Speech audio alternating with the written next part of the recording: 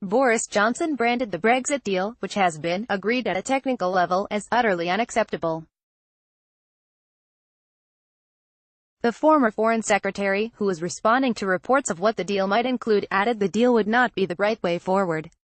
He told BBC News, "We have to be pretty careful, but this has been well trailed. This has been a chronicle of a death foretold for some months now. I think effectively this is pretty much what Olly Robbins and Sabine agreed a few weeks back anyway. We are going to stay in the customs union on this deal. We are going to stay effectively in large parts of the single market, and that is vassal state stuff, for the first time in 1,000 years. This parliament will not have a say over the laws that govern this country. It is a quite incredible state of affairs. It will mean that we are having to accept rules and regulations from Brussels over which we have no say ourselves. It is utterly unacceptable to anyone who believes in democracy. It is not the right way forward." He demanded that cabinet ministers resign tonight over the Brexit deal before May has even presented to them, calling for ministers to get tough on May. Sky News correspondent Kate McCann wrote on Twitter, "Boris Johnson tells me he wants to see cabinet resignations tonight over Brexit deal.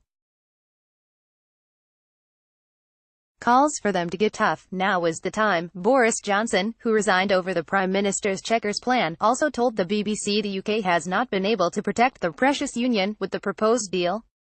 He added, "I don't see how you can support it from a democratic point of view. I don't see how a unionist can support it.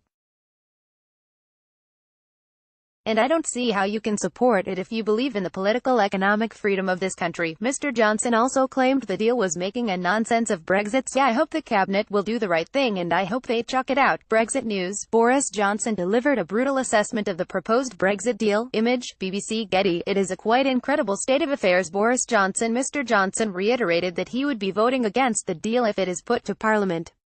Irish broadcaster RTE said the divorce deal text was agreed late on Monday and then transmitted to London, quoting sources as saying it was as stable as it can be. The deal reportedly includes a temporary UK-wide customs arrangement, the so-called Irish backstop, in case a trade agreement allowing for the free movement of goods between Northern Ireland and the Irish Republic is not agreed.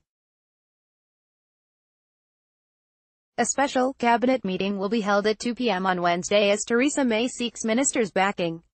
In Brussels, ambassadors from the remaining 27 EU states will meet on Wednesday.